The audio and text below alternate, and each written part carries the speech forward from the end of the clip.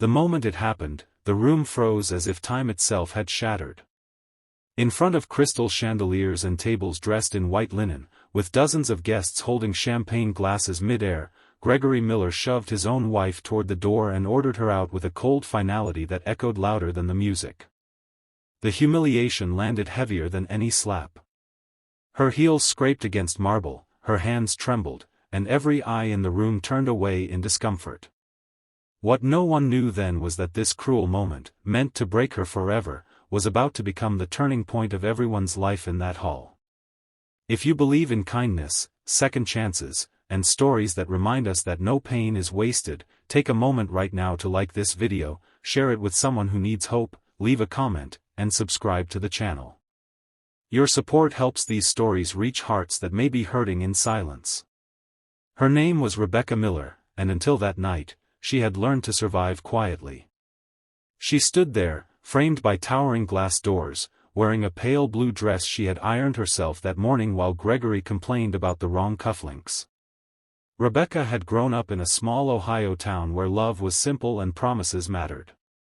She believed marriage meant endurance, patience, and faith.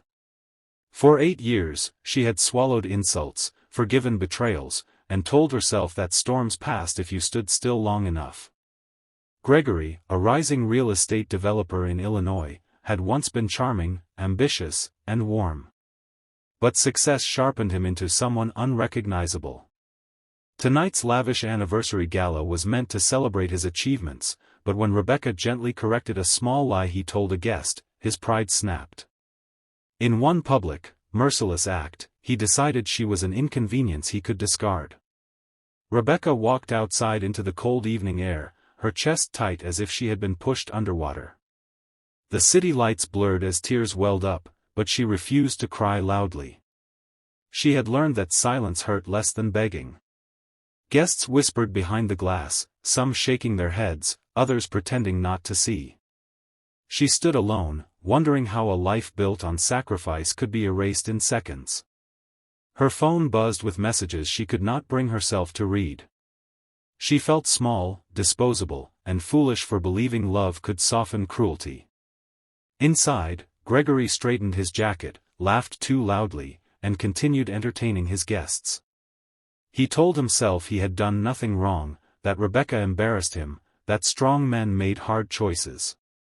Applause returned, music swelled, and the night tried to move on. Then, just as the tension settled, the front doors opened again. This time, no one pushed their way out. Instead, an elderly man entered slowly, leaning on a polished wooden cane, his silver hair neatly combed, his presence calm yet commanding. Conversations faded. Even Gregory paused, irritated at the interruption. The old man's eyes scanned the room with a quiet intensity, then turned toward the entrance where Rebecca still stood, hugging herself against the cold. He took another step forward, his face softening in a way that felt deeply personal. He had not come for the party, the food, or the spectacle. He had come for her. Guests sensed something was different, something heavier than wealth or status. The man's tailored suit was modest, but his posture carried authority born not of money, but of life. Rebecca noticed him then, confused as he approached her with careful steps. Memories stirred, faint but undeniable. She had not seen him in over 20 years, not since the day her mother died and the world collapsed into uncertainty. Back then, she had been a frightened teenager sent to foster care, believing she had no family left.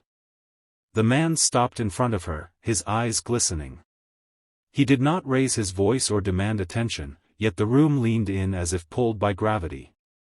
He revealed, calmly and firmly, that Rebecca was not who everyone thought she was. She was his granddaughter, the child he had searched for after a broken family and legal battles kept them apart.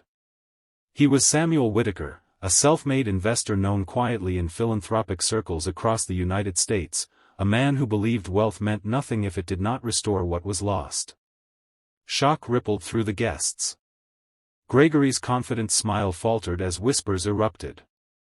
Rebecca felt the ground tilt beneath her feet. Her entire life, she had believed she was alone, ordinary, unseen. Now, in the same place she had been discarded, her past returned with unexpected dignity. Samuel had finally found her through years of tracing records and chance encounters. He had attended the gala after recognizing her name on the invitation list, hoping, praying it was really her. As Samuel stood beside Rebecca, the balance of power shifted without a single insult exchanged. Gregory, suddenly aware of Samuel's reputation and influence, felt something unfamiliar tighten in his chest. Fear.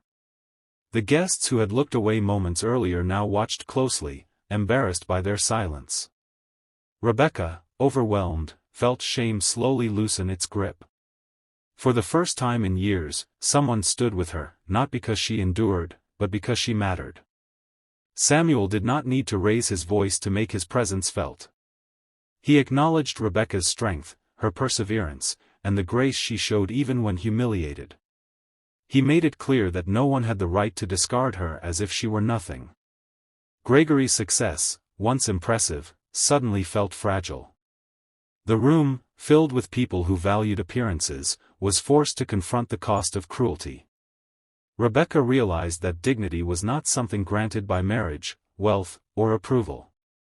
It had been hers all along, waiting to be recognized. In the days that followed, Rebecca's life began to change in quiet but profound ways. She moved out of the house that never felt like home and into a peaceful place near Samuel's estate in Pennsylvania. Therapy replaced silence. Warm breakfasts replaced anxious mornings. She learned that strength did not mean enduring abuse, and forgiveness did not mean returning to harm. Samuel never tried to control her future. He simply gave her the space and support to rediscover herself. Rebecca enrolled in a nonprofit management program, inspired by Samuel's lifelong commitment to helping others rebuild their lives. Gregory, meanwhile, faced consequences he never anticipated. Contracts dissolved, partnerships cooled, and his reputation fractured under scrutiny. People who once admired him began to question his character. He tried to reach out to Rebecca, but she had learned that closure did not require explanations. Letting go was its own form of healing. Months later, Rebecca stood at a community fundraiser, confidently addressing a room filled with people who shared her vision for compassion and accountability. She was no longer defined by what she endured, but by what she chose to become. Samuel watched from the back, pride softening his aging features. He had not just found his granddaughter, he had witnessed her reclaim her worth. If this story has touched your heart, if it reminded you that dignity can rise from the ashes of humiliation, please take a moment to like this video, share it, and subscribe. Your engagement helps keep stories like this alive for those who need them most. And before this story ends, we have a special request for you. Comment below with one word that describes what this story made you feel. Your words may help someone else realize they are not alone.